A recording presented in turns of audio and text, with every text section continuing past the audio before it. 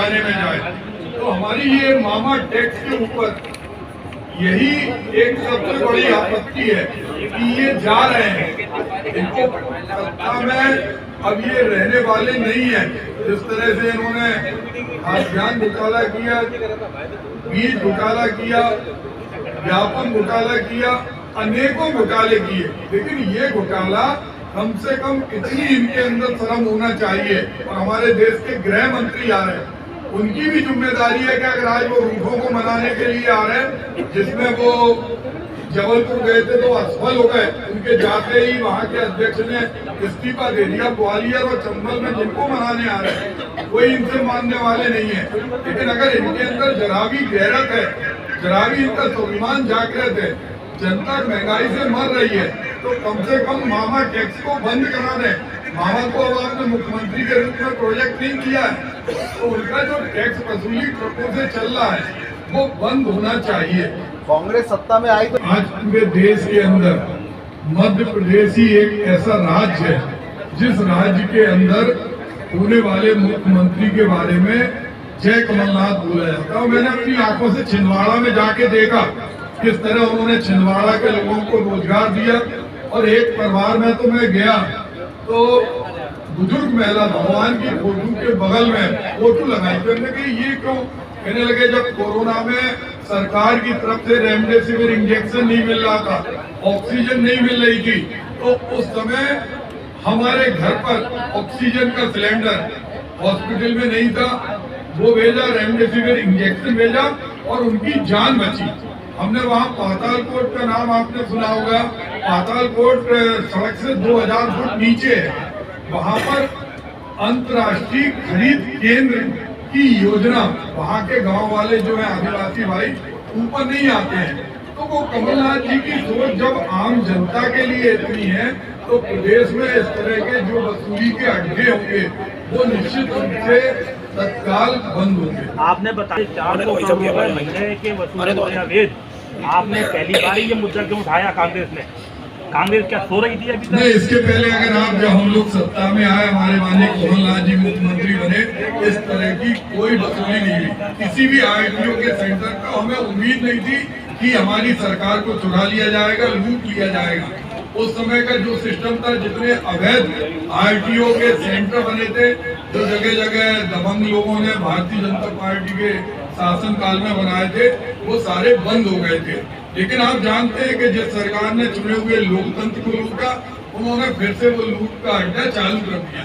और इसके पहले हमारी कांग्रेस की टीम लगातार हमारा एक प्रकोष्ठ बना था। आप अगर YouTube पे देखेंगे तो खुलेआम वहाँ जो आरटीओ है उनसे वार्ता कर रहे हैं, और वार्ता करने के बाद पैसा वापस दिला रहे हैं। ये जबलपुर के कई YouTube पे डले हुए हैं जिसमें उनसे सीधे पूछ रहे हैं कि ये नगद पैसा आप किसके सहारे पर वसूल है और क्यों वसूल है। तो कांग्रेस शुरू से ही संघर्ष करती रही है। दूसरा हम जानते हैं कि इस देश के अंदर गेहूं उत्पादन में और कृषि में मध्य प्रदेश सर्वोत्कृष्ट माटी का प्रदेश है। लेकिन जिस तरह की अव्यवस्था यहाँ देखने को मिल रही, आज असंतुलित मौसम के कारण जगह जगह सूखा पड़ जाता, कहीं अतिवृष्टि हो जाती, चाहे वो आपका बुंदेलखंड का क्षेत्र हो, चाहे आपका चंबल हो, पूरे उसके अंदर। तो यहाँ पर कृषि मंत्री जी जो 15 साल से सांसद थे, उन्होंने हमेशा जब भी किसी ने सुसाइड की, सबसे बड़ा दुर्भाग्य तो हमें ये लगता है कि इनकी सोच इतनी राक्षसी सोच है भारतीय जनता पार्टी की कि इनके विधायक और इनके मंत्रियों की भाषा, जब कोई किसान शहीद होता है, क्योंकि माटी माँ के समान होती है, और जब कोई शहीद होता है तो बहुत ही मजबूरी में होता है।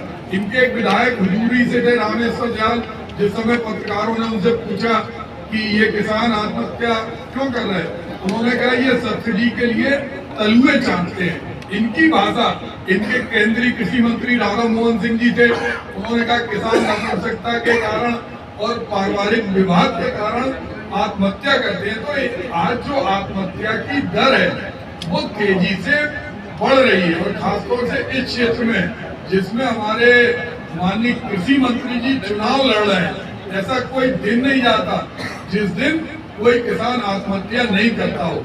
आज क्या कारण है कि जिस क्षेत्र के अंदर सबसे ज्यादा उत्पादकता थी, आज वो उत्पादकता गिर रही। तो ये कोई हमारे अधिकृत, अगर आप देखेंगे तो अधिकृत रूप से ये उत्पादकता निरंतर गिर रही। जब देश के अंदर किसानों के हित में, किसानों की जो इन्होंने जुमले दिए कि हम लागत के साथ 50% मुनाफा जोड़कर इस तरह की पद्धति बनाएंगे, तो जो 3 काले कानून थे उन कानून को वापस कराने में हमारे भारत सरकार के प्रधानमंत्री और केंद्रीय कृषि मंत्री ने जिस तरह की भूमिका अदा की, उससे खराब भूमिका हो नहीं सकती। उन्होंने अनेक बार किसानों से मिलने से मना किया और मिले भी, तो जो उन्होंने आश्वासन दिए वो आश्वासन भी उनके झूठे निकले। आज कृषि की स्थिति जो है मध्य प्रदेश के अंदर, अगर हम देखें तो मंडियां जो है, जो बड़ी बड़ी चारों मंडियां हैं, वो अडानी के गिरफ्त में है। एक एक चीज पर, कृषि पर पूरा का पूरा हक आज बड़े उद्योगपतियों का हो गया। समर्थन मूल्य की बात देखें, हम लोगों ने समर्थन मूल्य, हम जानते हैं कि जो किसान है वो अन्नदाता है, वो इस माटी का मालिक है। हमने 3000 रुपए तक गेहूं के समर्थन मूल्य की बात की है, हमने कहा है, और इनका समर्थन मूल्य आपके सामने है। और जिसको ये गाय माता कहते हैं, हम जानते हैं कि गाय माता के नाम पर, गंगा के नाम पर ये राजनीति करते हैं, लेकिन ऐसा कोई दिन नहीं जाता जिस दिन सड़क पर गाय माता कुचलती नहीं हो। प्रतिदिन दर्जनों की संख्या में, अगर आप चाहे हाईवे पे देखें चाहे कहीं देखें, लेकिन इन्हें कोई परवाह नहीं है। मध्य प्रदेश के अंदर तो इतना बड़ा दुर्भाग्य और है कि जब गाय माता, जिसे हम माँ कहते हैं, जिसके नाम का वोट लेते हैं, जब उसको उसका किसी एक्सीडेंट में काल कल्पित हो जाती, बीमारी से काल कल्पित हो जाती, पॉलीथीन खा के, कचरा खा के, तो उस समय उस माँ को आप जेसीबी से उठवाते हैं, आप उसको अग्नि कुंड में विसर्जित नहीं करते। आज छत्तीसगढ़ में हम लोग, हमारी सरकार आई, हम जानते हैं कि हमें अगर कोई उपाय करना है, हमने वहां गोबर खरीदना प्रारंभ किया, गौशालाओं के अंदर धनराशि अवमुक्त की। आज 26,000 से ज्यादा ग्राम पंचायतें मध्य प्रदेश में है, 50,000 से ज्यादा गांव है, लेकिन गांव की स्थिति कहीं भी, अगर गौशाला है तो गौशालाओं में पैसा नहीं पहुंच रहा है। आज सिर्फ वाई लूटने के लिए 26,000 घोषणा हमारे घोषणा मंत्री जी ने कर दी। उन घोषणा मंत्री जी को ये समझ में आना चाहिए कि आप गांव की जो पंचायतें हैं, आपने पंचायत सरपंचों का सम्मेलन बुलाया, उस सम्मेलन में आपने कहा कि हर सरपंच को 25 लाख रुपए के निर्माण की अनुमति है। आज किसी के भी खाते में 1 लाख रुपए नहीं है। आज दीपावली का पवित्र त्योहार आ रहा, एक एक मजदूर, हमारी नेता श्रीमती सोनिया गांधी ने जो आम आदमी के लिए मनरेगा कानून बनाया था, न्यूनतम गारंटी योजना, 3 महीने से उसमें पैसा नहीं है। हमारे मामा जी कंस मामा का रोल कर रहे हैं, मतलब घोषणाएं करके चले जा रहे हैं। उनके घर में अगर दीपावली नहीं बनेगी तो आप कैसे कह सकते हैं कि ये विकसित मध्य प्रदेश है। मनरेगा जिसके अंदर गारंटी के अंदर 14 दिन में पैसे देना पड़ता, नहीं तो उनके खिलाफ कार्रवाई होती, आज वो पैसा नहीं आ रहा है। और जिस तरह से कृषि मंत्री और जितने भी ग्रामीण परिवेश के मंत्री हैं, पूरे के पूरे आज केवल चुनावी वोट में है। देश के पूरे किसान परेशान हैं, आत्महत्याएं हो रही, लेकिन हमारे केंद्रीय कृषि मंत्री आज लोगों के बीच में सिर्फ वोट मांगने जा रहा है, वोट मांगने जा रहा है, इतने अहंकार से जा रहा है कि उनसे टकरा के किसान घायल हो रहे हैं। पहले आपने काले कानून में मारे, अब उन्हें टक्कर दे रहे, आप जा क्यों रहे? आपका नैतिक दायित्व है कि आप कम से कम अन्नदाता, जो इस देश के असली मालिक हैं और मध्य प्रदेश में जिनका हक है, उन पर आप पूरी तरह संवेदनशील है, लेकिन उनकी असंवेदनशीलों ने आत्महत्या की। एक के आंसू पहुंचने भी ना कृषि मंत्री गए, ना प्रधानमंत्री ने कोई शब्द बोला। और जिस तरह से वो मन की बात करते हैं, आप याद करिए 18 साल में मामा की घोषणाएं और मुख्यमंत्री जी की जो स्टाइल और अदा रहती है, वो कभी एक भी किसी किसानों के सीने पे गोली चली तो देखने नहीं गए। आज एक किसानी था जिसके चेहरे पे उन्होंने पेशाब करवाई और पैर किसी दूसरे के धोने लगे।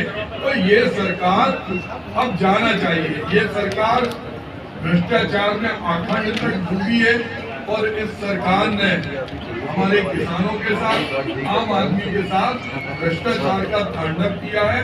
और मैं चाहता हूं कि इस विषय पे हमारे राष्ट्रीय प्रवक्ता भाई सुरेंद्र राजपूत जी भी अपनी तरफ से आपको एक बहुत मजेदार बात बताएंगे जो यहाँ केंद्रीय कृषि मंत्री जी से संबंधित है। बात कर रहे हैं और मेरा सिर्फ आपसे निवेदन है कि जो भी आपके सवाल हो भाई साहब यहाँ पर हैं, आपके और इनकम टैक्स को अपनी बी टीम बनाए हैं, अपनी पॉलिटिकल पार्टी की एक विंग बनाए। जैसे इनकी जनता युवा मोर्चा, महिला मोर्चा, वैसे ही इनकी ईडी मोर्चा और सीबीआई और इनकम टैक्स मोर्चा है।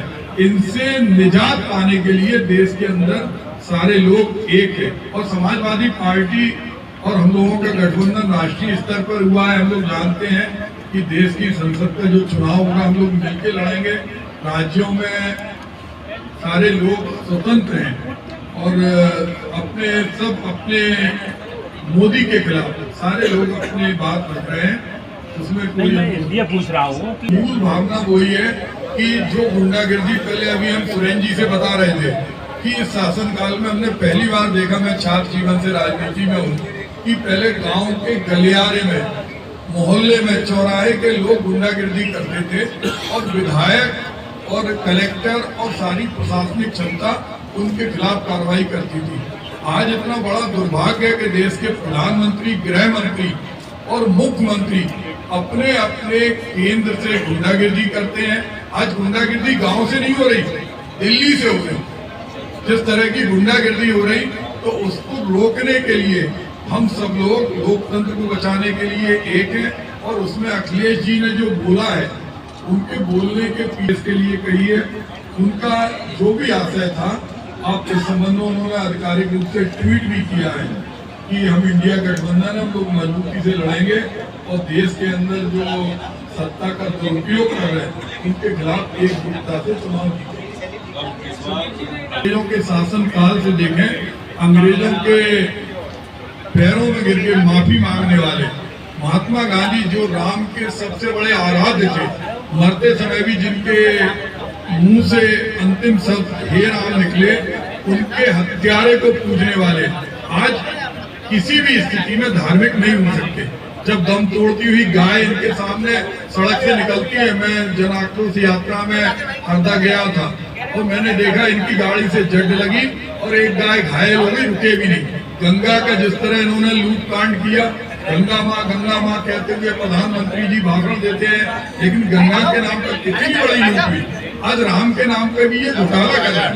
राम के बारे में तो कांग्रेस सारे जाति धर्म संप्रदाय के साथ हमेशा से समर्पित रही है। और आपने देखा होगा कि छिंदवाड़ा में कोई सरकारी धनराशि के बिना हमारे मुख्यमंत्री कमलनाथ जी ने 101 फुट का हनुमान धाम का निर्माण कराई और 15 एकड़ वहाँ पे जमीन है। देश के गृह मंत्री पिछले 4-5 दिनों से मध्य प्रदेश में घूम रहे हैं। वो बताएं क्यों घूम रहे हैं? वसूली का हिसाब लेने आए। अगर नहीं आए तो नितिन गडकरी जी के पत्र का संज्ञान लें, पूछें कि केंद्रीय मंत्री ने जब अवैध वसूली के लिए पत्र लिखा था, इस पर इन्होंने चेक पॉइंट किया, तो उस पर कार्रवाई क्यों नहीं हो रही? कम से कम जाते समय जब कोई व्यक्ति मरता है तो मरने के पहले अपने पापों का प्रायश्चित करता है, गंगा जल मुंह में डलवाता है। तो जा रही है सरकार से, जा रहे जाते जाते अमित शाह जी आज एक काम कर दें कि जो अवैध चेक पोस्टों पे वसूली हो रही वो बंद करा दें। और अगर उनको इतनी चिंता है मध्य प्रदेश की माटी पे, तो किसी भी चेक पोस्ट पे चले जाएं, उनकी आंखों के सामने वो खड़े हो जाएं और वहाँ अपने सिर पे बुर्का डाल लें, क्योंकि वैसे तो सब उन्हें पहचान जाएंगे। वो देख लें अपनी आंखों से किस तरह ट्रक वालों को, वो ट्रक वाले पूरे हिंदुस्तान में मध्य प्रदेश को कोसते हैं कि मध्य प्रदेश में पूरा टैक्स होने के बाद, फिटनेस होने के बाद, अंडर वेट होने के बाद, पॉल्यूशन क्लियरेंस होने के बाद हमसे पैसा वसूला जाता है। तो हमारा एक ही आग्रह है कि आज अमित शाह जी आए हैं तो एक पुनीत कार्य कर दें। मरने के पहले जैसे व्यक्ति अपने पापों का प्रायश्चित करता, जाने के पहले सरकार का पापों का प्रायश्चित कर दें। कम से कम जो घोटाले ट्रक के नाम पर स्कूटर चला दिए, मरे हुए लोगों के नाम पे आयुष्मान कार्ड में पैसा ले लिया, मकानों के नाम पे ले लिया, कम से कम जो रोज वसूली हो रही, अब उससे क्या चुनाव लड़ाना? अब विधायक आप नहीं खरीद सकते, पहले आप विधायक खरीद चुके। तो आपको आज ये निर्णय और आपसे आग्रह आप उनसे जरूर करें। तो एक सवाल है कि मध्य प्रदेश में कितनी सीटों का अनुमान है? मुकाबला इस तरह से बताया जा रहा है कि नेक टू नेक फाइट है। देखिए, हम जितनी सीटों पे गए, हमारे सुरेंद्र भाई और हम लोग देख रहे हैं कि हर जगह जनता इन्हें हरा रही है। और मैं नहीं कहता कि इतने आश्चर्यजनक परिणाम आए जिस तरह से आपके मीडिया के माध्यम से हम देखते हैं कि 138 से लेकर 152 तक सीटें आ रही, लेकिन मुझे लगता है कि जो आपका अनुमान है, जनता उससे भी आगे बढ़कर इस भ्रष्टाचार वाली सरकार को हटाना चाहेगी। थाने से लेके, कचहरी से लेके, तहसील से लेके, अस्पताल से लेके हर जगह भ्रष्टाचार है और एक एक अधिकारी के लिए 650 करोड़ संपत्ति मिल रही है। ये मीडिया ने दिखाया है। तो गरीब जनता इनसे बदलाव चाहती है। लोग देखते गए, आज माटी कोख में जन्म लेने वाला बच्चा भी 50,000 रुपये का किरदार है। जितना कर्जा लिया है शिवराज सिंह जी ने, एक एक जन्म लेने वाले बच्चे जिसने भी दुनिया में कभी श्वास नहीं ली, वो 50,000 रुपये का कर्जदार है। और ये कर्जदार बनाने वाली भारतीय जनता पार्टी की 18 साल की शिवराज सरकार। माननीय इंडी 2 घटक लगातार यहाँ चुनाव मैदान में है, जिससे ये कांग्रेस की जो हवा है कहीं ना कहीं कमजोर हो रही है। बिल्कुल कमजोर नहीं हो रही। हम लोगों का जो गठबंधन है वो राष्ट्रीय स्तर पर है। लोकसभा के चुनाव में हम लोगों का गठबंधन है। इसमें तो हम लोग चाहते हैं, लोकतंत्र है, सारे दल जो हमारे हैं वो लड़ें, सब मिलके। हमारा किसी से ना कोई डर है और ना हमारे कैंडिडेट के वोटिंग पे उससे कोई फर्क पड़ता है।